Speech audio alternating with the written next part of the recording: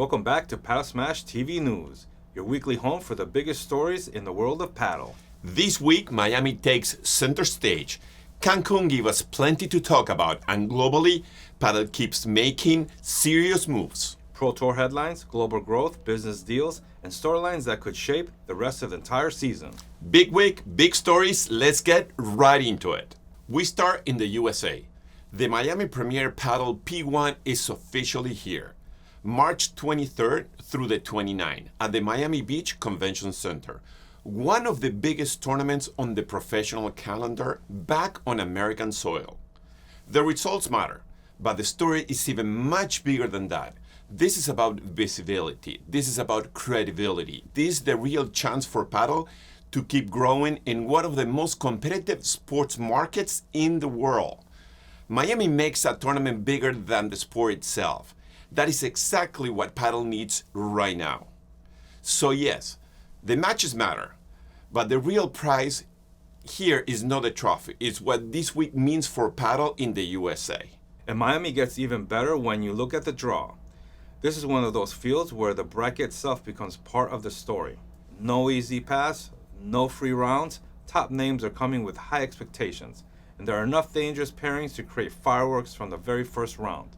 For fans, that is a dream scenario. Every round matters, every match carries weight, and if the level on the court matches the build-up around it, Miami could become one of the most talked about stops in the entire season. So Cés, let's recap a little bit. Let's talk about Cancun. Well, before we do that, did you see the weather there? Did you see the winds? Crazy. I think the first couple days, the winds were out of control. I saw so many people doing so many lobs, this strategy, and the ball was moving all the way to the other side. Some of them were por tres. Yeah, por tres with a lob. Yeah, that was a strategy. That was a strategy. Incredible. I mean, that's why you see paddle, it's much more enjoyable when you play indoors. Right. Outdoors with the weather, humidity, wind, and all those, it changes the spectacle. It's not a controlled environment. Yeah. That's a thing. So it's unpredictable, which could be a good thing. Yeah. It gives other players opportunities to take advantage of that. But then again, with wins like that, that's kind of like, how do you prepare for that? Yeah, it's But let's talk about Coello and Tapia. It seems like there's all these other teams are getting so close to beat them, but they just can't. They can't. It's like, man, it's incredible. They have that extra 1 or 2 gears that when they need it, they just get that break on the serve or things like that. I mean, first, let's give some kudos to Lebron and Augsberger. I mean, making it all the way to the finals.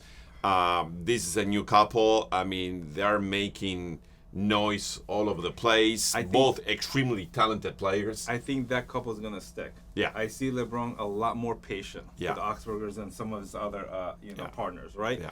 And the Augsburg is the future here of paddle. And Lebron is hungry to take back that number one stance, So Coello and Tapia, they beat him, 6-7, 6-3, 7-5. The third set was so close. It was just either way, it was just one break. But that's what you see, at that level, 40-30 or 30-40 can make it or break it. Yeah. I mean, it was truly exceptional final. It was one for the ages. And now we see Lebron and Augsberger making some noise on the semifinals and finals. Hopefully they will do well here in Miami as well. So now let's move into the women's. Yes. So you have some great pairs, that Yeah. they're all trying to, capture that number one spot. But it seems like Traya and Delphi, man, they just, I don't know what it is. I don't know if the other teams and the other pairs need a little bit more time to beat them, but they seem to always overcome it, like in the tiebreaker or what have you. They're a very strong couple, them two. And Paulita Jose Maria and Bea Gonzalez, they're exceptional players. They beat him 7-6, 6-1. The first set was close. They went all the way through the tiebreak. The second set was a blowout. How do you feel about this? I mean, Bea's a great player. Same thing with Paul. They're both one of my favorite players. But now they're playing together. Do you feel like they've connected yet, or they're still working on that, Jules? I mean, they still to work with each other. I mean, Delphi and Gemma, they've been already for the past year that they played together. Yes. They know each other. And, when you play paddle, knowing your partner and how they play is such a crucial, important moment. And it still is mind blowing how quick they change couples. Yeah. Because you have to readapt to your partner's game every single time you switch couples. Do you think that's kind of the issue right now? And the reason why it's taking so long for them to connect is Paula's been playing with Ari Sanchez for so long. Yeah. And she's just accustomed to that partner. Of course. And now she's with a new partner, and I think it's taking a little time, but I can't wait till they connect because they're gonna be, just a strong team, So now that we're talking about Bea and Paulita Jose Maria, let's talk about that huge controversy. I think it was in the quarterfinals.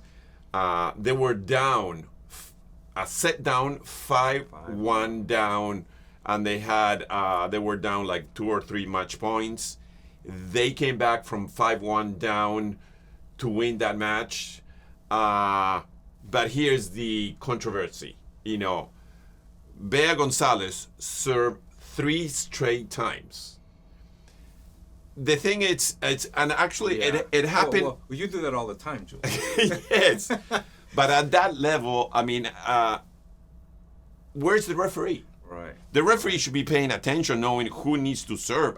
For the same player to serve 3 times, none of the 4 players realize that. Come on, and the referee either. So there's 5 people on that match that they haven't realized that one player should serve 3 straight times. Right. That is mind-blowing. But the thing is, I'm assuming that, Bea the team forgot. It happens to me, it happens to you. Yeah, but you just go and you don't remember. Did I serve it? Especially after a long point.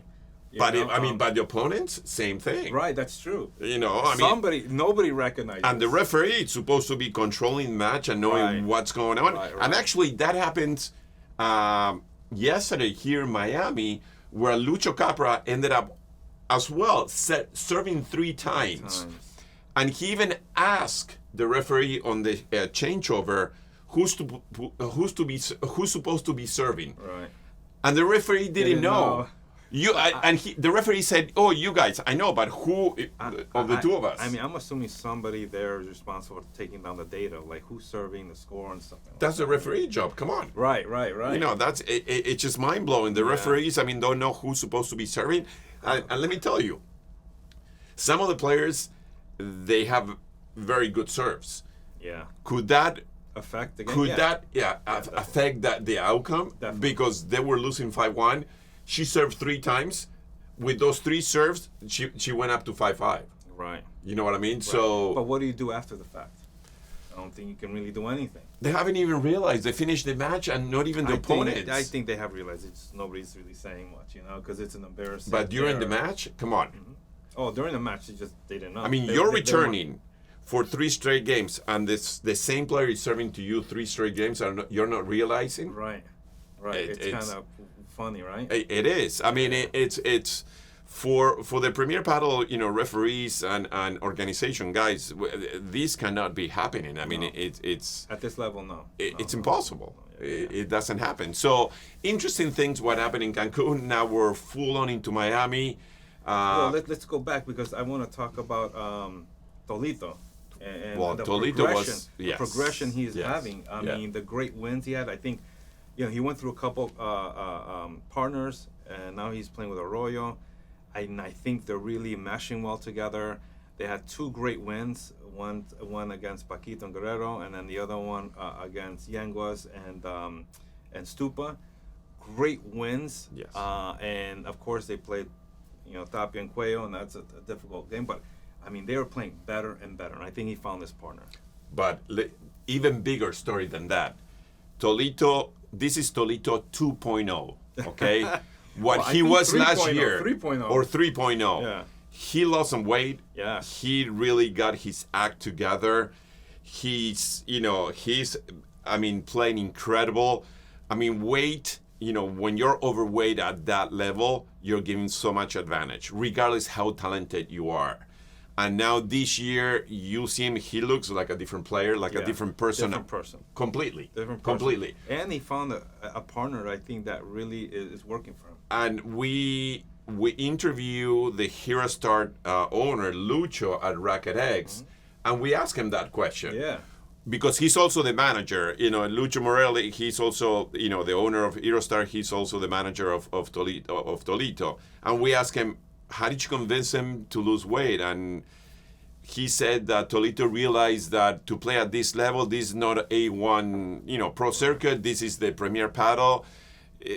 Your physical conditioning, it's crucial for you to be at the top level. I think he knew this going in, and it was just a matter of getting nutrition, working out, and being a professional, as all the professional paddle players. And the Toledo 3.0 now is seeing the results because we saw him in Cancun.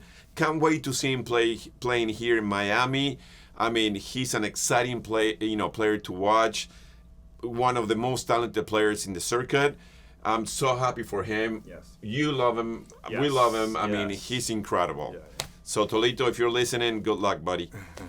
The next story might not have the loudest headline, but it matters a lot for the long-term growth of the sport. On March 21st, FIP announced registrations are now open for FIP Beyond, which is a global amateur tour. Growth in paddle is not only about the pro game or the professional players. It's about giving everyday players a real structure, a real reason to compete, a real connection to the wider sport. When the International Federation puts real infrastructure behind amateur competitions, it builds a stronger pipeline from casual players to serious competitive players. Miami might get the cameras, but the story is about the foundation. And that is where the real growth begins. Big news on global calendar.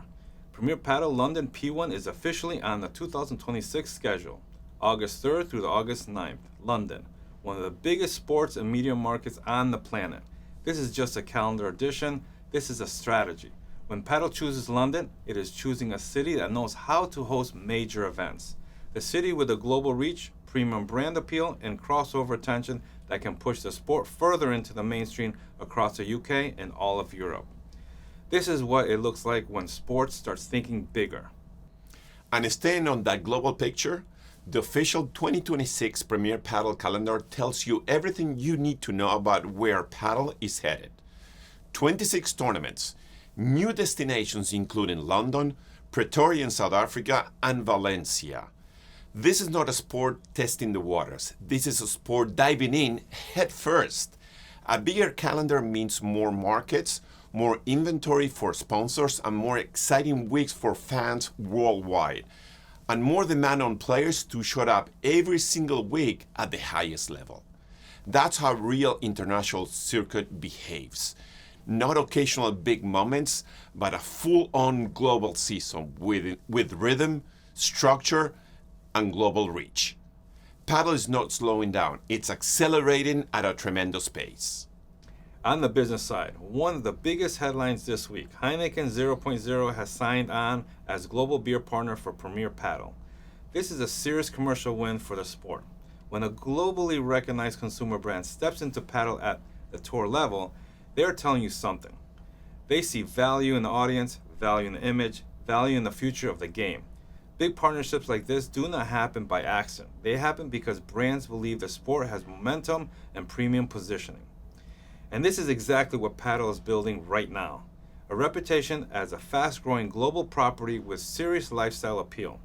The market's speaking, and the market's saying Padel's worth investing in. Now back to the US, and one of the most encouraging stories around Miami. Nico Gritelli and Vinny DeFrancesco, two Americans on the biggest stage in Padel. First round playing at the main draw at the Premier Padel P1. Sadly, but losing in the first round 7-5, 6-3. We know it's a tough loss. But the fact that they belong in that draw, that is a story worth telling. Now, the results matter, and matter a lot, because American players are not just getting exposure anymore. They're starting to produce moments. And for US Padel, that changes everything. Fans in this country need local names, local story, proof that the sport is actually being built here. Every time an American pair competes well on a stage like this, it makes Padel feels a little more rooted in the US. It gives clubs, coaches, juniors, and fans something real to believe in. This is not imported entertainment anymore. This is something being built right here in the USA. London getting a Premier P1 is a big headline, but the UK story goes much deeper than that. The LTA's 2026 Padel Performance Competitions calendar lays out 35 weeks of competition, 5 FIP Tour events, 7 Grade 1 events, 21 Grade 2 events, and the FIP Promises tournaments. That is not a hype. That is infrastructure. And infrastructure is what actually builds a market. A strong competition calendar creates development. It creates consistency, it creates a legitimacy, it gives players more opportunities, it gives coaches a clear pathway. So when London P1 arrives in August, it's not landing in an empty market. It's landing in a country that is actively building the system around the sport. For more of the full UK calendar, head to ltapadel.org.uk. Florida keeps sending signals that is becoming one of the most important markets for American paddle. Alongside Miami hosting the Premier Padel P1, projects like Boca Padel by City Pickle point to the continued growth of premium club infrastructure right here in Florida. 6 paddle courts, high-end amenities planned for 2026.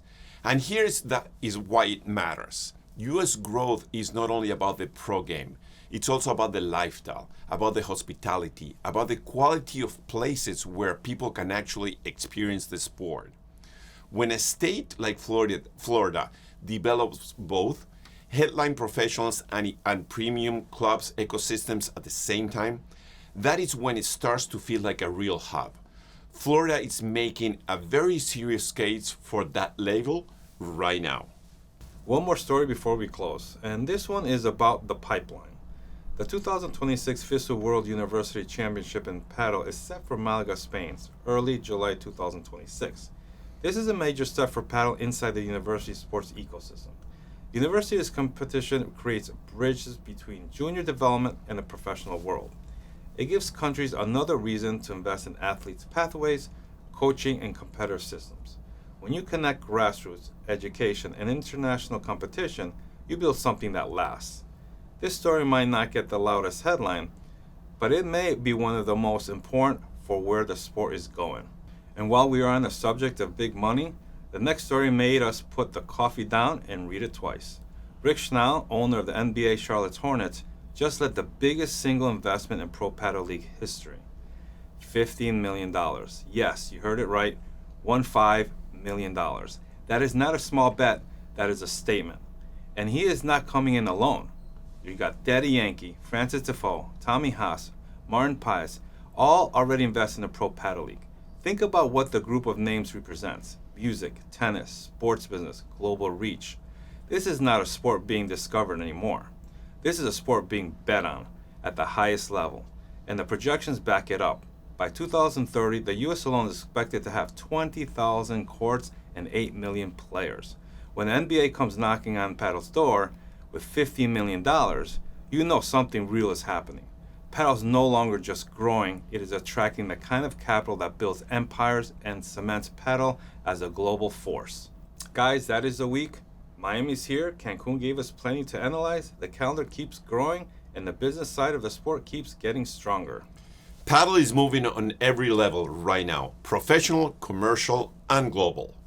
Drop your biggest takeaway in the comments. Let us know which story you are watching most closely this week.